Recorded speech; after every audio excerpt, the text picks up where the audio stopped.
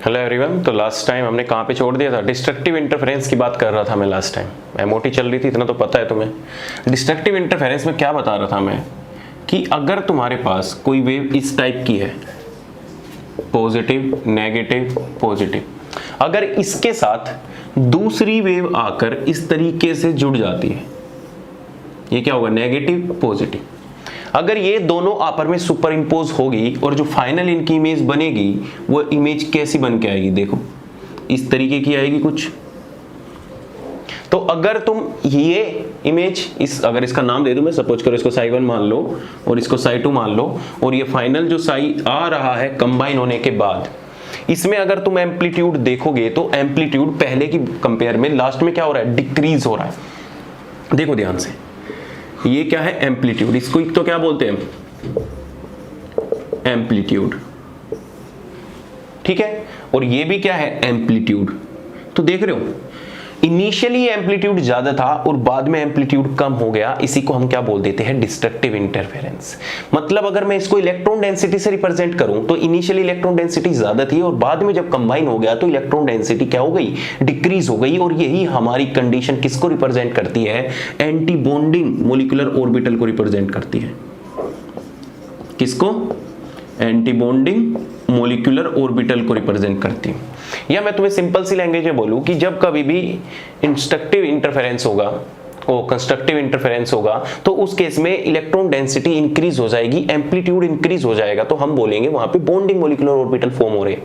और जहां पे डिस्ट्रक्टिव इंटरफेरेंस होगा हम वहां पे बोल देंगे कि यहाँ पे भाई anti bonding molecular orbital form हो रहे हैं, क्योंकि सुपर इंपोज या मिक्सिंग होने के बाद जब आपस में ऑर्बिटल अप्रोच कर रही है तो इलेक्ट्रॉन डेंसिटी डिक्रीज हो रही है। इसको और ज्यादा डिटेल में समझने के लिए मैं तुम्हें ऑर्बिटल का इंटरेक्शन करा के दिखा देता हूं। जैसे सबसे पहले मैं तुम्हें बोल रहा हूं कि एसएस ऑर्बिटल ले लो। देखो ध्यान से समझना। मैं तुम्हें ऑर्बिटल का कंपेयर करके दिखाता हूं कि सपोज करो कि मैं एस एस ऑर्बिटल का कंपैरिजन करा रहा हूं, मतलब इन दोनों के बीच में मिक्सिंग करा रहा हूं। तो मैंने क्या लिया? एक एस ऑर्बिटल ली और इसका ये न्यूक्लियस ये रहा, एक एटम की एस ऑर्बिटल और दूसरे एटम की एस ऑर्बिटल। इसका न्यूक्लियस ये रहा और इसमें क्या है? पॉजिटिव फेज में है। ऐसे ही मैंने क्या लिया? दूसरी ऑर्बिटल ली दूसरे एटम की और उसका भी क्या लिया? पॉजिटिव फेज लिया।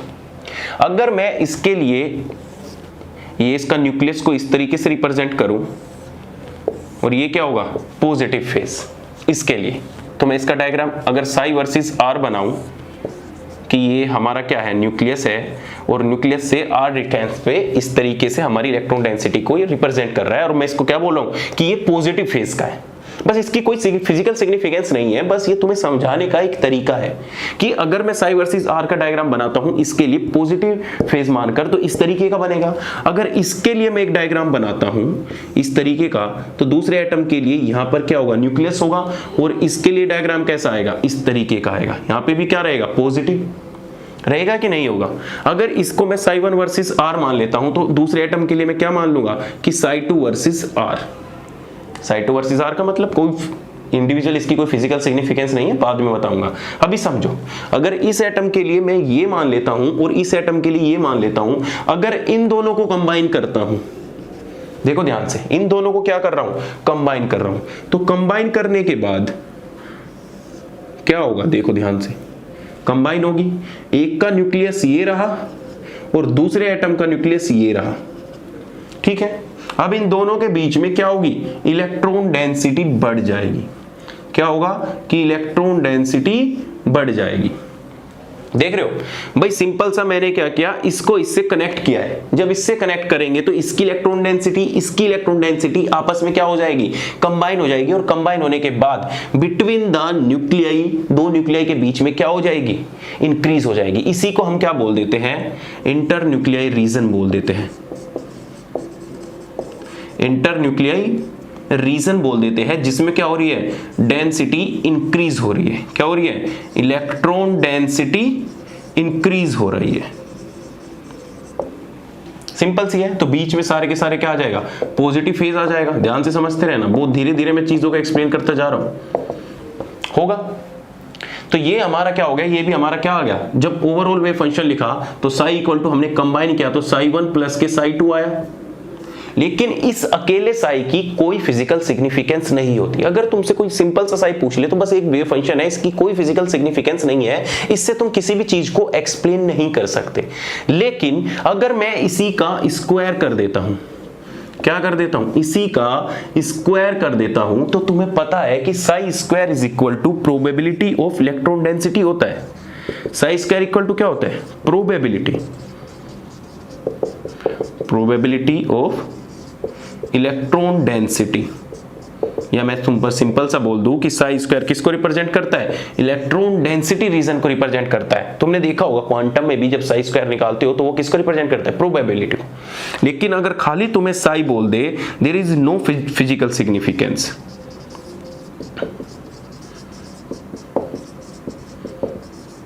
जानते हो इतनी बातें क्यों लिख रहा हूं मैं इस टॉपिक पे एमओटी में, क्योंकि ये एमओटी तुम्हें बार बार पढ़ने को नहीं मिलेगा और ना कोई टीचर एमओटी पढ़ाता है। तो चीज यही है कि जो भी मैं लिखवा रहा हूं तो तुम भी एक एक चीज कॉपी में डिट्टो ऐसे ही लिखते हुए चलो जिससे तुम्हें लास्ट तक ये चीजें याद रहे। इन फ्यूचर अगर तुम्हें कहीं पढ़ाना हो या तुम्हें टीचर फील्ड में आना हो तो तुम्हारे पास कम से कम कंटेंट तो रहेगा। लेकिन उस टाइम पे तुम ये जरूरी थोड़ी ना कि तुम बाद में आके दोबारा बुक में देखोगे हो ये सब चीजें नहीं मिलेगी देखने को। तो ध्यान से देखो, अगर मैं इसका स्क्वायर कर देता हूं तो मुझे क्या मिलेगा, इलेक्ट्रॉन डेंसिटी का स्क्वायर होगा। तो अब मैं जब इसका स्क्वायर करने के बाद ग्राफ बनाऊंगा तो हमारा ग्राफ कुछ इस तरीके का आएगा। ध्यान से देखना, ये एक इधर हो गया न्यूक्लियाई, दूसरा न्यूक्लियाई इधर हो गया और बीच में इनके इलेक्ट्रॉन डेंसिटी क्या होगी, देखो नीचे है ना, तो जब स्क्वायर करोगे तो ऑटोमेटिक डेंसिटी क्या हो जाएगी, बढ़ जाएगी। देखो तो बढ़ गई ना। या मैं सिंपल सा तुम्हें बोल दूं और दूसरे और क्लियर करता हूं तुम्हें, जैसे अगर तुम्हारे पास कोई इस तरीके की वैल्यू दे रखी है, ये क्या है, पॉजिटिव नेगेटिव पॉजिटिव, इस तरीके का वे फंक्शन है, ये क्या है, साई। अगर मैं इसको साई स्क्वायर कर देता हूं तो साई स्क्वायर में जो पॉजिटिव है वो ऊपर की तरफ हो जाएगा और जो नेगेटिव है वो भी क्या हो जाएगा, ऊपर की तरफ हो जाएगा। इसको हम बोलते हैं साई स्क्वायर। सारी चीज क्या हो जाती है, पॉजिटिव। पॉजिटिव का स्क्वायर करेंगे तो बढ़ जाएगा, अगर नेगेटिव रीजन में होगा तो नेगेटिव क्या हो जाएगा, पॉजिटिव हो जाएगा। तो ये पलटकर कहां जाएगा, ऊपर आ जाएगा। समझ रहे हो।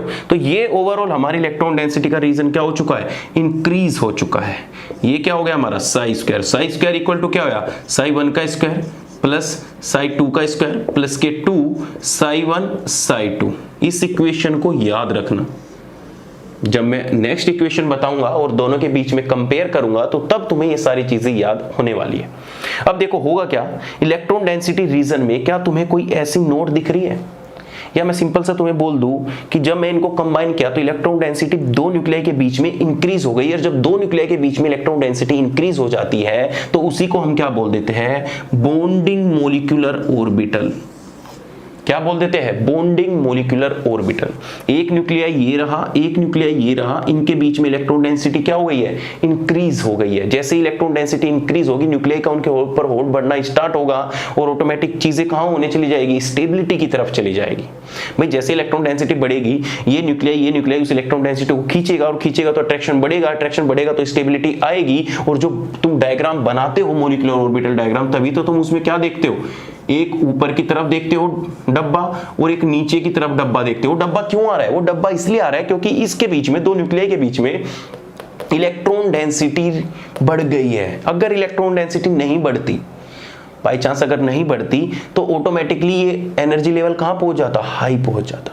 जैसे तुम्हें बहुत सारी चीजें ऐसी पता है कि जैसे जैसे हम इलेक्ट्रोनेगेटिविटी बढ़ते चले जाते हैं तो ऑर्बिटल नीचे की तरफ खिसकनी स्टार्ट हो जाती है, मतलब उसकी एनर्जी लो होती चली जाती है। बस यही तो सेम रीजन है कि जैसे ही तुमने इलेक्ट्रॉन डेंसिटी इस रीजन में बढ़नी स्टार्ट हुई तो ऑटोमेटिकली ऑर्बिटल खिसक के कहां आ गई, नीचे आ गई। तो यही देखो, इसी को हम क्या बोलते हैं, बॉन्डिंग मॉलिक्यूलर ऑर्बिटल बोलते हैं, और इसी को हम क्या बोलते हैं, एंटी बॉन्डिंग मॉलिक्यूलर ऑर्बिटल बोलते हैं। बोलो बात क्लियर है कि नहीं है।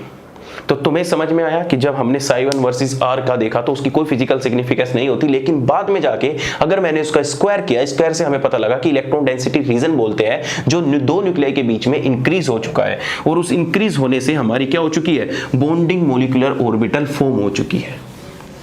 बात समझे। तो ये क्या किया था हमने, दो ऑर्बिटल का, एसएस ऑर्बिटल का क्या किया था, पॉजिटिव फेज को इंटरेक्ट किया था। इंटरेक्ट करने से क्या हो गया, जब दो फेज में इंटरेक्ट किया तो बॉन्डिंग मॉलिक्यूलर ऑर्बिटल फॉर्म हुई। लेकिन अगर मैं एक का पॉजिटिव फेज और दूसरे का नेगेटिव फेज बनाऊं तो क्या होगा बताइए। अगर एक का पॉजिटिव फेज के साथ इंटरेक्ट करूं और दूसरे का किसके साथ, नेगेटिव का। जैसे एक s ऑर्बिटल मैंने क्या ले लिया, पॉजिटिव फेज में, ये इसका न्यूक्लियस समझो, ये क्या हो गया, ये दूसरे एटम की क्या हो गई, नेगेटिव नेगेटिव नेगेटिव, ये क्या ले लो, पॉजिटिव, ठीक है, ये पॉजिटिव होगी और ये क्या होगी, नेगेटिव। एक एटम ये रहा और एक एटम ये रहा। इसके लिए अगर मैं रिप्रेजेंट करूं तो इस तरीके से रिप्रेजेंट करूंगा कि ये हमारा क्या हो गया, पॉजिटिव फेज हो गया, psi1 वर्सेस r। ऐसे ही अगर इस नेगेटिव के लिए मैं रिप्रेजेंट करूंगा तो इस नेगेटिव के लिए कैसे रिप्रेजेंट करूंगा, इस तरीके से रिप्रेजेंट करूंगा। बोलो करूंगा कि नहीं करूंगा।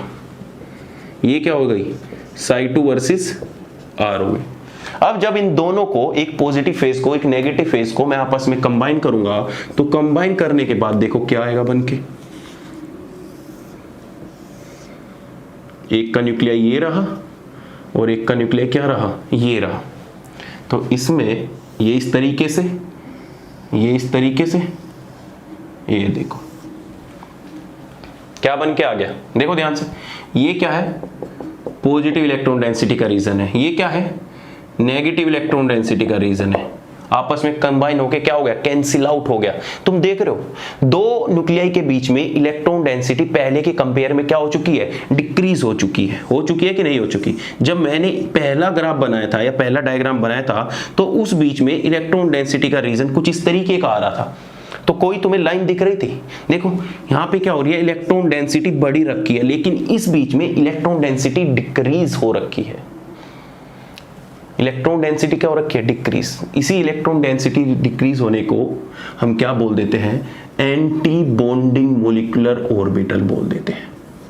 जब दो न्यूक्लियाई के बीच में ओवरलैपिंग से इलेक्ट्रॉन डेंसिटी डिक्रीज होती है। और जो ये पॉइंट आ रहा है, अगर इस पॉइंट पे मैं एक प्लेन डाल देता हूं, इसी को हम क्या बोल देते हैं, नोड बोल देते हैं।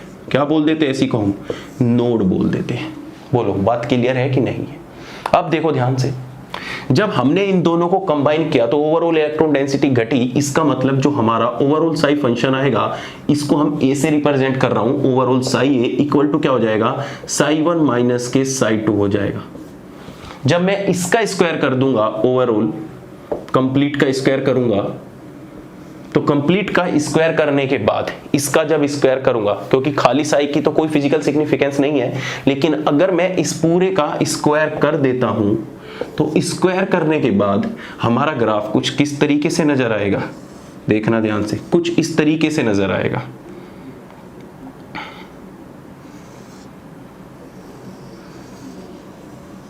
कुछ इस तरीके से नजर आएगा। देखो कंपेयर कर पा रहे हो, इस बीच में क्या आ रही है, ये पॉइंट जो है इसको हम बोलते हैं नोड, और ये ओवरऑल जो ग्राफ आया है इसको हम बोलते हैं साई ए स्क्वायर का। बोलो बात क्लियर है कि नहीं है। बीच में तुम खुद ही देख पा रहे हो कि इधर हमारा क्या है, पॉजिटिव इलेक्ट्रॉन डेंसिटी का रीजन था, इधर क्या है, नेगेटिव इलेक्ट्रॉन डेंसिटी का रीजन था। और जब तुमने इनिशियली पहले केस में ग्राफ देखा था तो उनके बीच में इस तरीके से ग्राफ आ रखा था। किस तरीके से, इस तरीके से हमारा ग्राफ आ रखा था, जिससे मैं ब्लू लाइन से दिखाया है। लेकिन जब हमने दोनों को कंबाइन किया, एक का पॉजिटिव फेज एक का नेगेटिव फेज, तो ओवरऑल इलेक्ट्रॉन डेंसिटी क्या हो गई, डिक्रीज। इसी को हमने क्या बोल दिया, एंटी बॉन्डिंग मोलिकुलर ऑर्बिटल बोल दिया। अब ध्यान से सुनो, जब हमने इनिशियली कंबाइन किया था तो उसको हम रिप्रेजेंट करते हैं साई बी से, और साई बी का स्क्वायर इक्वल टू आया था psi1 का स्क्वायर psi2 का स्क्वायर प्लस के 2 psi1 psi2। ये हमारे किसके लिए था, बॉन्डिंग मोलिकुलर ऑर्बिटल के लिए, और इसको हम रिप्रेजेंट किससे करते हैं, साई बी से। ऐसे ही अगर साई ए का स्क्वायर मैं करता हूं तो उसके लिए भी क्या आता है, psi1 का स्क्वायर psi2 का स्क्वायर माइनस के 2 psi1 इंटू psi2, और ये हमारा किसके लिए आता है, एंटी बॉन्डिंग मोलिकुलर ऑर्बिटल के लिए। अगर कोई तुमसे पूछ ले कि बॉन्डिंग मोलिकुलर ऑर्बिटल से और एंटी बॉन्डिंग मोलिकुलर ऑर्बिटल में कितनी इलेक्ट्रॉन डेंसिटी इंक्रीज हो रही है या कितनी इलेक्ट्रॉन डेंसिटी डिक्रीज हो रही है, तो तुम ध्यान से देखोगे कि सिर्फ ये पोर्शन तो दोनों में क्या है, कॉमन है। सिर्फ कौन सा वेरी कर रहा है, ये वाला पोर्शन वेरी कर रहा है। बॉन्डिंग मोलिकुलर ऑर्बिटल में एंटी बॉन्डिंग मोलिकुलर ऑर्बिटल से 2 psi1 psi2 की या 2 psi1 into psi2 की इलेक्ट्रॉन डेंसिटी क्या होती है, ज्यादा होती है। या मैं कह सकता हूं कि सिर्फ यही अमाउंट इतना है जो बॉन्डिंग और एंटी बॉन्डिंग में वेरी होता है, बाकी इनिशियली अमाउंट क्या है, सेम है। इससे तुम्हें दो बातें पता चलती है कि बॉन्डिंग और एंटी बॉन्डिंग होने में भी ओवरलैपिंग होती है, ओवरलैपिंग होती है, लेकिन वो ओवरलैपिंग बॉन्डिंग में और एंटी बॉन्डिंग के कंपेयर में कितनी कम होती है, 2 psi1 into psi2 कम होती है। फिर से सुन लो मेरी बात। क्वेश्चन इस तरीके का भी आ जाता है कि बॉन्डिंग से मॉलिक्यूलर एंटी बॉन्डिंग पे जाने में कितनी इलेक्ट्रॉन डेंसिटी डिक्रीज हो सकती है, तो तुम्हें वहां पे ऑप्शन में ऑप्शन मिलेंगे। ऑप्शन इस तरीके से देगा, किस तरीके से कि psi1 into psi2, B option इसे दे देगा कि 2 psi1 into psi2, C option इस तरीके से दे देगा कि psi1 स्क्वायर ज्यादा होती है, psi1 psi2 स्क्वायर ज्यादा होती है, डी ऑप्शन तुम्हें दे देगा कि सिर्फ psi2 स्क्वायर ज्यादा होती है। तो उस केस में तुम्हें चूज क्या करना है कि बॉन्डिंग से एंटी बॉन्डिंग मोलिकुलर ऑर्बिटल जाने पे कितनी इलेक्ट्रॉन डेंसिटी डिक्रीज हो जाती है, इतनी इलेक्ट्रॉन डेंसिटी हमारी डिक्रीज हो जाती है। यही वो फैक्टर है रेस्पॉन्सिबल जो हमारा बॉन्डिंग से एंटी बॉन्डिंग जाने पे वेरी करता है। बोलो बात क्लियर हुई है कि नहीं है? तो बस यही क्वेश्चन यहां से अगर पूछा जाए bonding molecular orbital anti bonding से, तो यही हमारा पोर्शन बन सकता है। ये सब क्या है, क्वांटम अप्रोच है। जब तुम क्वांटम मैकेनिक्स में पढ़ोगे इन सारी चीजों को, तो वहां इन चीजों को डिटेल में पढ़ाया जाएगा। मैं चाहूं तो यहाँ पे इस क्वांटम की तरीके से भी तुम्हें पढ़ा सकता हूं, लेकिन अगर यहाँ क्वांटम में ये पढ़ा दिया, फिर क्वांटम में क्या पढ़ोगे? क्योंकि अगर क्वांटम में घुसा तो वहां पे ओवरलैपिंग इंटीग्रल भी निकालेगी, इनकी क्वांटिटेटिवली वैल्यू निकाल के दिखाएगा कि जो ओवरलैपिंग हो रही है इन दोनों के बीच में, एंटी बॉन्डिंग मोलिकुलर ऑर्बिटल के बीच में, इनमें कितनी ओवरलैपिंग हो रही है उसकी एक पर्टिकुलर क्वांटिटी निकल के आएगी। तो ये सारी चीजें तुम्हें जब एडवांस क्वांटम पढ़ोगे तो उसमें जानने को मिलेगी। तो बताओ तुम्हारा इतना पॉइंट क्लियर हुआ? अब इसके बाद अगर मैं principle of LCO linear combination of atomic orbital की बात करूं, तो हम कितनी ऑर्बिटल को आपस में कंबाइन करके बॉन्ड बना सकते हैं? भाई सिंपल, हमारा काम क्या है, दो एटम की ऑर्बिटल को कंबाइन करके बॉन्ड बनाना है। अब तक हम वेव फंक्शन की फॉर्म में डील कर रहे थे, लेकिन अब हम अगर डायरेक्ट ऑर्बिटल को मिक्स करने लगे दोनों एटम की, तो किस तरीके से हमारे बॉन्डिंग और एंटी बॉन्डिंग फॉर्मेशन हो सकते हैं, वही सारी चीजें हमें आगे पढ़नी है। जैसे अगर मैं linear combination of atomic orbital के अकॉर्डिंग बात करूं, तो हमारे पास चार तरीके की चीजें हो सकती हैं। पहला क्या हो सकता है कि हम हेड टू हेड ओवरलैपिंग कर सकते हैं। क्या कर सकते हैं? हेड टू हेड ओवरलैपिंग कर सकते हैं, जिसमें हम आपस में क्या कर सकते हैं, हेड टू हेड में सिग्मा बॉन्ड फॉर्मेशन कर सकते हैं। क्या कर सकते हैं? सिग्मा बॉन्ड फॉर्मेशन कर सकते हैं। दूसरी, जब हम साइड वाइज ओवरलैपिंग करते हैं तो इसमें हमारे 2-3 पार्ट डिवाइड हो जाते हैं। क्या आ जाएगी? Side wise overlapping. जब हम साइड वाइज ओवरलैपिंग करते हैं, तो देखिए साइड वाइज ओवरलैपिंग में हम क्या कर सकते हैं, पीपी ऑर्बिटल को ओवरलैप कर सकते हैं, जिससे हमारा क्या बॉन्ड फॉर्मेशन हो सकता है, पाई बॉन्ड फॉर्मेशन हो सकता है। ऐसे ही हम पी डी को ओवरलैप कर सकते हैं, उससे भी हमारा क्या बॉन्ड हो सकता है, पाई बॉन्ड और सिग्मा बॉन्ड फॉर्मेशन हो सकता है। पीडी से पाई बॉन्ड फॉर्मेशन हो सकता है। हम क्या कर सकते हैं, डीडी की भी ओवरलैपिंग कर सकते हैं, जिससे हम क्या बना सकते हैं, डेल्टा बॉन्ड फॉर्मेशन हो सकता है। बोलो हाँ कि ना? इनके बीच में क्या बोलते हैं, टू लूप्स इंटरेक्शन होता है, या वन लूप्स का इंटरेक्शन होता है आपस में। इसको क्या बोलते हैं, वन लूप्स का इंटरेक्शन होता है। जब साइडवाइज ओवरलैपिंग करोगे तो दो लूप्स का इंटरेक्शन होगा, दो लूप्स का इंटरेक्शन होगा, जिससे हमारा क्या बॉन्ड फॉर्मेशन होगा, पाई बॉन्ड फॉर्मेशन होगा। जब तुम्हारा डेल्टा बॉन्ड फॉर्मेशन की बारी आएगी तो उसमें 4 लूप्स आपस में कंबाइन होंगे, 4 लूप्स का इंटरेक्शन होगा, उससे हमारा क्या होगा, डेल्टा बॉन्ड फॉर्मेशन होगा। अगर मैं एक और बॉन्ड की बात करूं जिसमें हमारा 6 लूप्स और 6 लूप्स आपस में कंबाइन होंगे, तो उसमें हमारा बॉन्ड कौन सा फॉर्मेशन हो जाता है, फाई, जो कि मैं तुम्हें केमिकल बॉन्डिंग में पहले ही पढ़ा चुका हूं, वो एफ ऑर्बिटल की ओवरलैपिंग से होता है। इतना हमें ज्यादा डिटेल में नहीं जाना है, हमारी कहानी सिर्फ यहीं तक ही आके क्या हो जाएगी, रुक जाएगी। बोलो बात क्लियर है? तो इन सारी ऑर्बिटल को हमें linear combination of atomic orbital करके देखना है कि कौन सी एटॉमिक ऑर्बिटल आपस में कंबाइन करके किस टाइप का बॉन्ड फॉर्मेशन हमें देती है। तो चलिए स्टार्ट करते हैं। सबसे पहले एक लूप का आपस में इंटरेक्शन, और उसके बारे में हमें कितनी जानकारी निकालनी है वो हमें बताते हैं।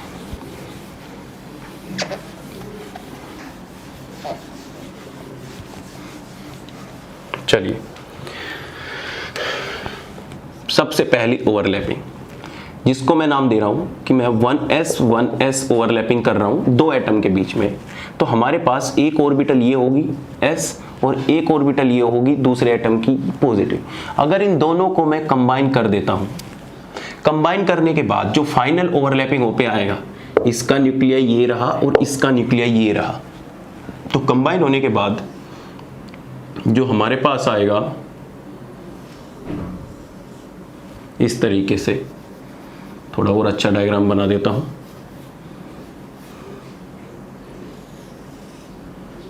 कुछ ज्यादा ही नहीं निकल गया, चलो डायग्राम बना लेना, डायग्राम से कोई मतलब नहीं है। ओहो, देखो एक एटम का न्यूक्लियाई ये रहा और एक एटम का न्यूक्लियाई ये रहा। जब दो ऑर्बिटल आपस में कंबाइन की, एक एटम ये मान लो ए एटम है और ये भी मान लो ए एटम है, इन दोनों एटम के ऑर्बिटल कंबाइन की, कंबाइन करने के बाद ओवरऑल इलेक्ट्रॉन डेंसिटी आप बीच में क्या हो गई, इंक्रीज हो गई। बोलो इंक्रीज हुई कि नहीं हुई? तो जब आपस में एस ऑर्बिटल कंबाइन होगी तो हमारा कौन सा बॉन्ड फॉर्मेशन होगा, सिग्मा बॉन्ड फॉर्मेशन होगा। लेकिन जो ये सिग्मा बॉन्ड फॉर्मेशन हो रहा है ये किसका हो रहा है, मॉलिक्यूलर ऑर्बिटल की फॉर्म में हो रहा है। और इसका नेमिंग हम कैसे करेंगे, इस तरीके से करेंगे जिस ऑर्बिटल से वो हमारा फॉर्म हो रहा है। किस ऑर्बिटल को कंबाइन करने से किया है हमने, इस 1s से और इसकी 1s से, तो हमारा बॉन्ड फॉर्मेशन क्या हो जाएगा, सिग्मा 1s। और ये क्या होता है, मॉलिक्यूलर ऑर्बिटल जो बन के आई है, इसी को हम बोलते हैं मॉलिक्यूलर ऑर्बिटल। अब इस केस में हमें क्या देखना है, पहले देखो कि सेंटर ऑफ सिमेट्री प्रेजेंट है कि नहीं है। तो सेंटर ऑफ सिमेट्री प्रेजेंट करने के लिए बीच में एक पॉइंट डाल दो और उस पॉइंट के चारों डायरेक्शन में देखो क्या तुम्हें सेम चीजें मिल रही है। तो हम इधर गए एक न्यूक्लियाई मिल रहा था, इधर गए दूसरा न्यूक्लियाई मिल रहा था, ऊपर पॉजिटिव, तो हमारी सेंटर ऑफ सिमेट्री इसमें क्या है, प्रेजेंट है। अगर सेंटर ऑफ सिमेट्री प्रेजेंट है तो इसका मतलब इस ऑर्बिटल को हम दूसरी फॉर्म में रिप्रेजेंट करते हैं सिमेट्री से, उसको हम क्या बोलते हैं कि ये एक जिराड है। जिराड हमारा बेसिकली रिप्रेजेंट क्या करता है कि जो हमारी मॉलिक्यूलर ऑर्बिटल फॉर्म होके आई है उसमें सेंटर ऑफ सिमेट्री प्रेजेंट है कि नहीं है, क्या 180 डिग्री रोटेट करने से हमें सेम चीजें मिल रही है कि नहीं मिल रही है। भाई सेम ही तो बात है, किसी भी डायरेक्शन में जाके देख लो तुम्हें सेम चीजें मिलेगी। तो क्वेश्चन ऐसा भी हो सकता है कि जो हमारी जिराड है अगर मैं इसको 180 डिग्री रोटेट कर दूं तो हमारी सेम चीजें मिलेगी कि नहीं मिलेगी। देखो बीच में ये एक्सिस डाल दूं और इसको ऐसे घुमा दूं तो एक न्यूक्लियाई इधर पलट के इधर आ जाएगा। तो इसका मतलब ये है कि जब तुम after 180 degree rotation, after 180 degree rotation तुम्हें क्या मिलेगी, सेम चीज अपीयर होगी, सेम थिंग अपीयर। किसमें होगी ये, जब तुम्हारा जिराड होगा। बोलो दूसरा मुझे बताओ क्या इसमें कोई नोड प्रेजेंट है, क्या इसमें कोई नोड प्रेजेंट है, नहीं, इसमें क्या है, जीरो नोड है। बोलो इतनी सारी चीजें पता लगी तुम्हें। तुम चाहो तो इसको रिप्रेजेंट किससे कर सकते हो, सिग्मा जी से भी रिप्रेजेंट करते हो। लेकिन ये भी हमारा क्या दिखा रहा है, बॉन्डिंग मॉलिक्यूलर ऑर्बिटल को। क्या है ये, बॉन्डिंग मॉलिक्यूलर ऑर्बिटल। इतनी चीजें तुम्हें इस पॉइंट से क्लियर हुई। पहला बॉन्डिंग मॉलिक्यूलर ऑर्बिटल, इसका नेमिंग कैसे करोगे, सिग्मा 1s से, जिससे भी तुम बना रहे हो। इसकी सिमेट्री क्या होगी, जिराड, इसमें सेंटर ऑफ सिमेट्री प्रेजेंट है। और दूसरा इसमें नोड कितनी होगी, जीरो होगी। पहला पॉइंट जब हमने पॉजिटिव पॉजिटिव फेज को इंटरेक्ट किया। दूसरा कि अगर मैं एक का पॉजिटिव ले लेता हूं, ये बीच में न्यूक्लियाई हो गया, इसका क्या ले लिया हमने, पॉजिटिव ले लिया, और दूसरे की एस का हमने क्या ले लिया, नेगेटिव फेस ले लिया। तो जब आपस में तुम इनको कंबाइन करोगे तो कंबाइन करने के बाद तुम्हें कुछ इस तरीके का मिलेगा, क्योंकि ये आपस में क्या कंबाइन नहीं होंगे। तो ये एक एटम का इलेक्ट्रॉन डेंस न्यूक्लियाई है और ये क्या है, दूसरे एटम का न्यूक्लियाई है। इधर क्या है, सारा का सारा पॉजिटिव रीजन है और इधर क्या है, सारा का सारा नेगेटिव रीजन है। बोलो इसको हम बोलते हैं एंटी बॉन्डिंग मॉलिक्यूलर ऑर्बिटल। इसको क्या बोलते हैं, एंटी बॉन्डिंग मॉलिक्यूलर ऑर्बिटल। और इसका नाम हम किससे रिप्रेजेंट करते हैं, सिग्मा स्टार से, एंटी बॉन्डिंग मॉलिक्यूलर। और इसका नाम क्या होगा, सिग्मा स्टार। ये भी किससे बनी है, 1s से।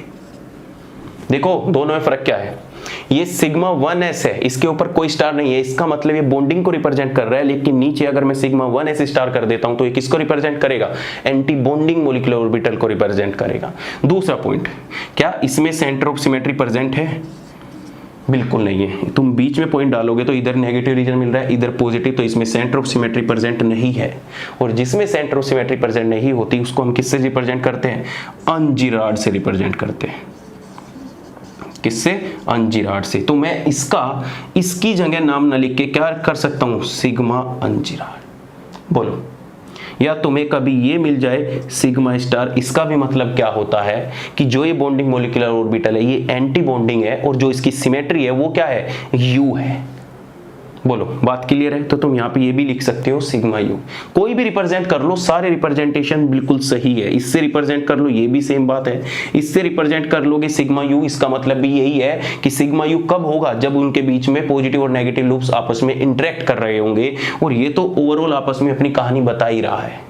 तो तुम किसी भी तरीके से इन ऑर्बिटल को रिप्रेजेंट कर सकते हो। सेकेंड पॉइंट, इसमें नोड प्रेजेंट है कि नहीं है? नोड बताइए। बिल्कुल सही। तुम बोलोगे हाँ सर ये भी नोड प्रेजेंट है, बिल्कुल ये रहा नोड। ये क्या है हमारी? नोड। ये हमारी क्या है? बिल्कुल नोड। तो इसमें नोड इक्वल टू कितना आ गया? 1 आ गया। लेकिन इस नोड का नाम भी अब हमें यहाँ पे मैटर करेगा कि ये नोड कौन सी होगी। ये देखो, इसको हम बोलते हैं इंटरन्यूक्लियाई एक्सिस। अगर मैं इसको इस तरीके से पास कर देता हूं, देख रहे हो ये लाइन, ये वाली लाइन, अगर मैं इसको इस तरीके से पास कर देता हूं, इसको मैं बोलता हूं इंटरन्यूक्लियाई एक्सिस। इंटरन्यूक्लियाई एक्सिस। अब इस इंटरन्यूक्लियाई एक्सिस की रेस्पेक्ट में ही हमें क्या लिखना है? नोड का नाम लिखना है। नोड का नाम क्यों लिखना है? ये सारी चीजें तुम्हें थोड़ी सीक्वेंस में पता लगेगी। वेब सीरीज देखते हो ना, वेब सीरीज में पहले ही एपिसोड में सारी चीजें थोड़ी ना मिल जाती है तुम्हें। तो जैसे जैसे तुम बढ़ते चलोगे हर एक चीज का यूज तुम्हें पता लगता चला जाएगा। तो अगर मैं इस नोड को अच्छे से रिप्रेजेंट करूं कि इसमें नोड कितनी है? 1 है, लेकिन वो 1 नोड भी किस टाइप की है, तो इसमें तुम कैसे रिप्रेजेंट करोगे कि जो नोड प्रेजेंट है वो परपेंडिकुलर है टू इंटरन्यूक्लियाई एक्सिस के। बोलो, जो हमारे पास इसमें सिग्मा स्टार में जो ऑर्बिटल प्रेजेंट है, ये एंटी बॉन्डिंग है, इसमें जो नोड प्रेजेंट है वो किस टाइप की है? वो इंटरन्यूक्लियाई एक्सिस के परपेंडिकुलर है कि नहीं है? देखो, इंटरन्यूक्लियाई एक्सिस ये रही और ये क्या है? बिल्कुल इसके परपेंडिकुलर है। तो तुम्हें दो चीजें पता लगी कि जो हमारी बॉन्डिंग मॉलिक्यूलर ऑर्बिटल फॉर्म होके आई सिग्मा एस से या किसी भी एस ऑर्बिटल से, कोई भी एस ऑर्बिटल अब तुम कंबाइन कर लो, या तुमने 1s को कंबाइन किया है, 2s को कंबाइन कर लो, 3s को कंबाइन कर लो, 4s किसी भी ऑर्बिटल को रिप्रेजेंट कर लो। अगर तुम पॉजिटिव को आपस में कंबाइन करोगे तो तुम्हें सिग्मा जिराड मिलेगा। अगर तुम पॉजिटिव और नेगेटिव को कंबाइन करोगे तो तुम्हें सिग्मा अनजिराड मिलेगा, जिसमें इसमें नोड इक्वल टू क्या होगी? 0 होगी और इसमें नोड इक्वल टू क्या होगी? 1 होगी। बताओ, इतनी बात क्लियर है कि नहीं है? बहुत धीरे चल रहा हूं, कोई दिक्कत नहीं, मुझे कोई लेट नहीं हो रहा, क्योंकि ये थ्योरी ऐसी है जिसको तुम्हें डिटेल में समझना ही पड़ेगा। अब देखो, तुम अगर इस ऑर्बिटल को तुम देख रहे हो तो तुम्हें कुछ पी ऑर्बिटल टाइप नजर नहीं आ रही? ऊपर वाला नोट डाउन कर लेना। बताओ, नजर नहीं आ रही तुम्हें कुछ?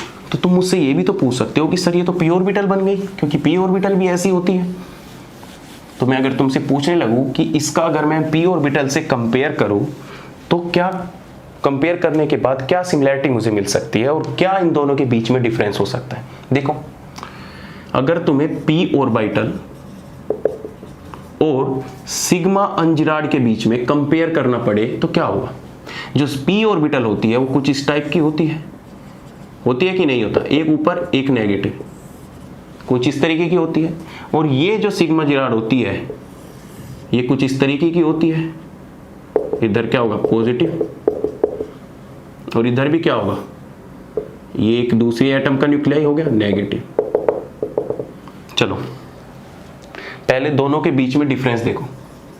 दोनों के बीच में डिफरेंस ये है कि इसमें हमारा एक न्यूक्लियाई प्रेजेंट है और इसमें हमारे 2 न्यूक्लियाई प्रेजेंट है कि नहीं है? बोलो भाई, लग तो पी जैसी रही है ये, तुम्हें कभी कभी ऐसी ऑर्बिटल बना के दे देगा और तुम जल्दी जल्दी में इसको पी ऑर्बिटल बोल दोगे, मैं लिख के दे रहा हूं, ऐसे ही बना के देगा, लेकिन तुम बीच में इस गैप को नहीं समझ पाओगे। गैप तो यहां पे भी होता है। बोलो, इसमें एक न्यूक्लियाई प्रेजेंट है और इसमें क्या है? 2 न्यूक्लियाई प्रेजेंट होते हैं। ठीक है। दूसरा क्या बताओगे? डिफरेंस क्या? इसमें भी नोड प्रेजेंट होती है, इसमें भी क्या होती है? नोड। इसमें भी हमारी क्या है? नोड प्रेजेंट है। ये हमारी एटॉमिक ऑर्बिटल है, जबकि ये हमारी मॉलिक्यूलर ऑर्बिटल है। बोलो है कि नहीं है? इसमें दो एक्सिस प्रेजेंट है और इसमें जो नोड प्रेजेंट है वो क्या है? परपेंडिकुलर टू इंटरन्यूक्लियाई एक्सिस के परपेंडिकुलर है। तो ये पूरी की पूरी कहानी किसकी थी? सिग्मा बॉन्ड फॉर्मेशन की। जब आपस में वन लोग आपस में इंटरेक्ट करेंगे तो किस तरीके से तुम्हारा बॉन्ड फॉर्मेशन होगा और किस टाइप का बॉन्ड फॉर्मेशन होगा। चलिए सेकंड बात करते